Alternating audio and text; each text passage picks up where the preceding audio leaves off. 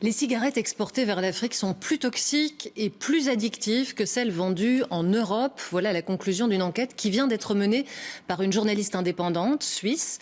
Pendant un an, elle a investigué sur les pratiques des multinationales du tabac dans son pays et sa conclusion est interpellante quant au cynisme des cigarettiers. Faute de croissance en Europe, ils sont vraisemblablement prêts à tout pour le développement du marché africain. Pascal Bustamante nous présente cette enquête. Au centre de l'enquête de Marie Maurice, 3 géants de l'industrie du tabac installés en Suisse. Philip Morris, Japan International Tobacco et British American Tobacco. Son intuition, les cigarettes commercialisées en Suisse et celles qui le sont en Afrique sont différentes.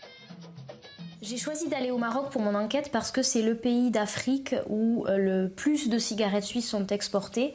Aujourd'hui, plus de la moitié des cigarettes fumées au Maroc sont importées et surtout importées de Suisse. Ils pensent que les cigarettes suisses sont de meilleure qualité. Et en fait, c'est l'inverse. Les cigarettes fabriquées en Suisse qu'ils fument sont beaucoup plus fortes, ont plus de nicotine, plus de goudron et donc sont plus toxiques.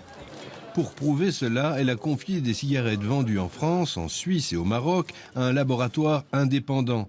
Ce dernier a analysé les cigarettes au moyen de cette machine. Les différences sont objectivées.